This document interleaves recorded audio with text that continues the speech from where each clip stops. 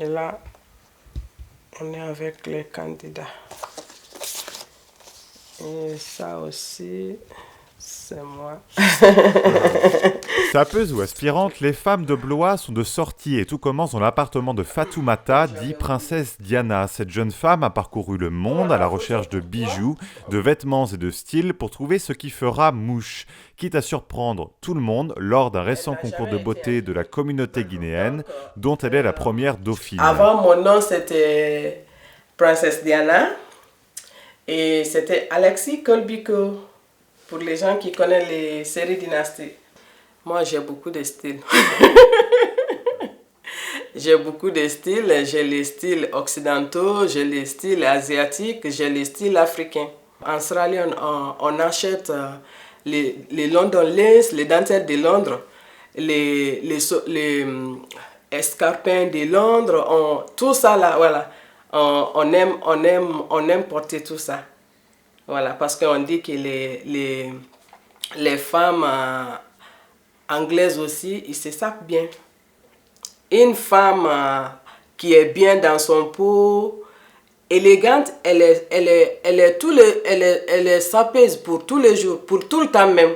Elle est tout le temps sapée, tout le temps sapeuse. Voilà. Pour moi, c'est pas que les hommes, mais c'est les hommes, comme en Afrique, vers les Congo, là, c'est les hommes qu'on voit qui s'appellent les sapeurs. Mais sinon, et chez nous, même en Guinée, c'est les femmes qui se sapent plus que les hommes. J'ai participé les concours de beauté Miss Guinée Raya Boris. J'ai été Miss première dauphine. C'était 2015 à Paris. Et la sape, c'est quelque chose qui compte pour moi beaucoup. Je sais qu'il compte pour des milliers de femmes aussi, des enfants et des hommes aussi. Et parce que quand on est sapeur ou bien quand on se sape, on se sent bien, on est bien dans nos têtes, on est bien dans les peaux. Donc, c'est quelque chose qui est très très important. Je connais Jeannette, je l'ai croisée souvent aux places Mirabeau. C'est quelqu'un qui est gentil, qui est agréable. Nous les femmes africaines, tout de suite, on est sympa avec l'un et l'autre. Parce que déjà, on a habitué quelque chose qu'on nous apprend au pays. Et tout le monde, on est frères et sœurs. Donc tout de suite, on se voit l'un et l'autre, on dit ma soeur, ma soeur. C'est un petit monde de rencontres et d'Afrique à Blois. Jeannette, alias Mama Tailleur, coud, tisse et invente les vêtements pour les femmes africaines. Si elle ne se dit pas elle-même sapeuse, cette couturière professionnelle fait de l'élégance et de l'harmonie les pièces maîtresses de ses collections et de ses ateliers qu'elle anime pour des femmes non loin de son logement à l'espace Mirabeau.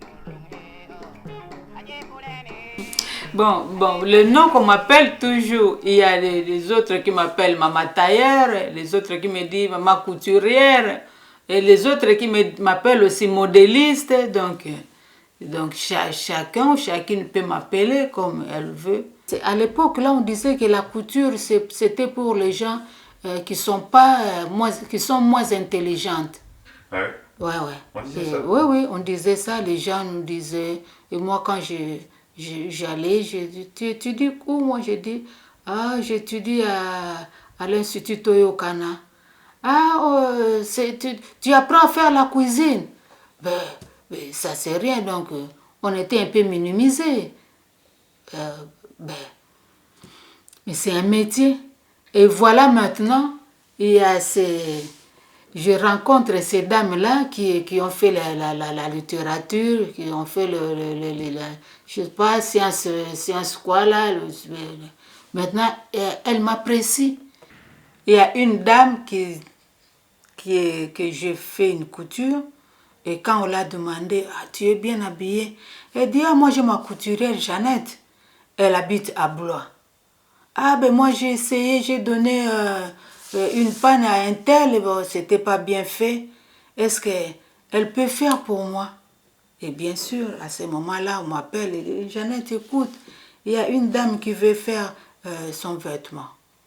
J'ai dit, bien sûr, je veux bien. J'ai fait ma couture. Elle vient maintenant me voir pour passer sa commande. Et maintenant, elle me dit, ah Jeannette, vraiment, je ne savais pas que tu as choisi la meilleure, que jamais tu vas oublier ce que tu as appris à l'école. Donc moi, je continue à faire ce que j'ai appris et ça m'apporte beaucoup.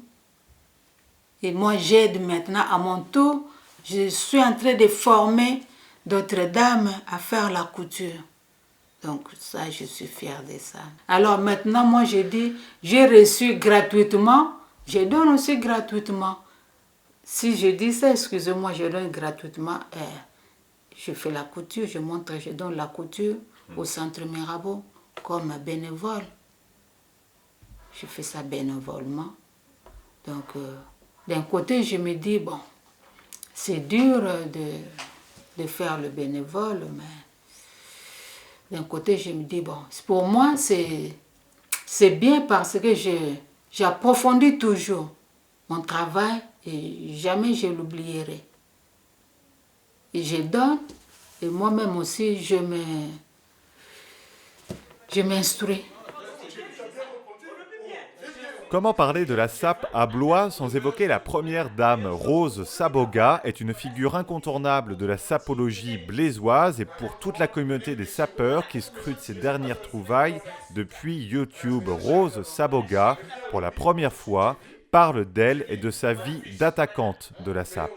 En premier, je ressemble à Thierry Bifouma, l'attaquant. Parce que lui, il est attaquant. C'est le meilleur joueur du Congo. C'est la fierté de mon pays. Mais c'est un Français, il est né ici. C'est un bon joueur. Donc, je peux que glorifier mon fils, honorer mon fils, Thierry Bifouma, qui est professionnel. Et autrement, si on veut aller plus loin dans la sape, c'est Lionel Messi. Et j'ai fini là.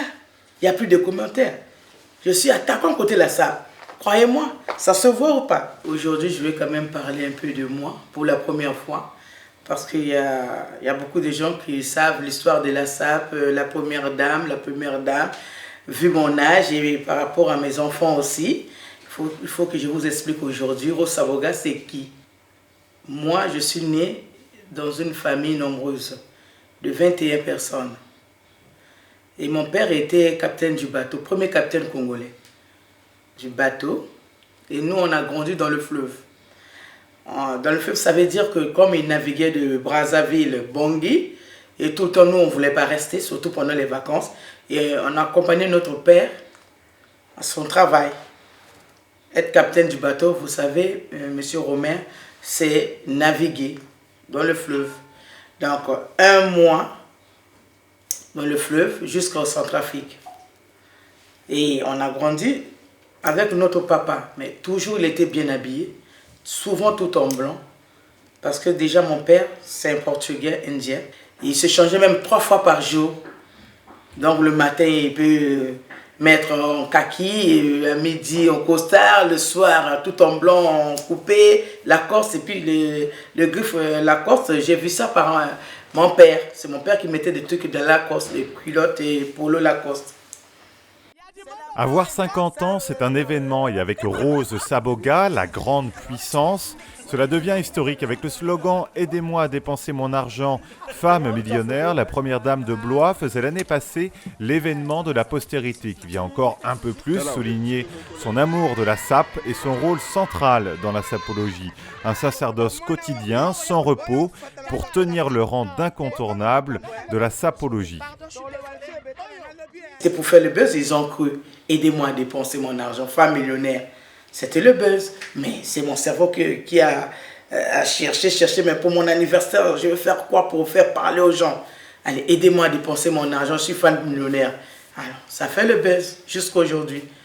Jusqu'à aujourd'hui, les gens parlent. Les gens ne font que regarder. Donc moi, je mérite le nom de la première dame parce que j'ai déjà tout fait. J'ai plus de preuves à montrer aux gens ce que je dois faire demain. Maintenant, c'est les affaires. Je suis rentré dans les affaires, j'ai mes projets avec des gens bien. Je vais voler dans mes projets. Je ne peux pas dévoiler mes projets parce que c'est des projets costauds. C'est lourd. Les gens croient que la première dame ne fait rien, elle n'a rien, tout. Ils seront surpris comme ils étaient surpris pour mon anniversaire. Ce que je vais faire, ça sera comme mon anniversaire, mais en projet. Il sera surpris. Je ne vais pas étaler ma vie comme font les autres. Moi, je ne veux pas. Je préfère rester en Jésus-Christ, notre Sauveur. Parce que si tu pries Jésus, tu as tout. Moi, j'ai tout parce que je suis avec Jésus tous les jours de ma vie. Par exemple, je sors débraillé. Ouais. J'ai juste un jean et un polo. Je vais acheter du pain pour mes enfants. Ouais. Et je trouve quelqu'un qui veut m'attaquer. Des fois, la personne n'en a pas des armes. Moi, l'arme, c'est quoi? C'est parfois le sac que j'ai avec moi. Le sac coûte 3 000 €. Mais là, ça coûte rien. Mais dès que j'ai le sac, là, tu viens m'attaquer, je te présente le sac. Si je n'ai pas le sac, tu viens m'attaquer, je te présente la montre. Et ma paire Vuitton, souvent c'est comme mes chaussons, hein. Ça c'est pas pour aller dans les fêtes, hein. C'est pour tous les jours parce que souvent j'ai mal aux pieds. Donc la paire Vuitton là, ça peut t'attaquer. Tu as des baskets de 100 balles, le Vuitton c'est 700 €. Donc ça peut attaquer, parce que c'est pour ça que je dis je suis attaquant. À chaque minute, à chaque heure, je peux t'attaquer. J'aurai toujours un rôle. Parce que moi j'ai fait la sapologie, mais c'est une histoire pour moi. Parce que même les petits enfants parlent de moi. Ils demandent à leurs parents d'allumer l'internet pour me regarder. Donc je peux même faire un livre moi, pour la sapologie.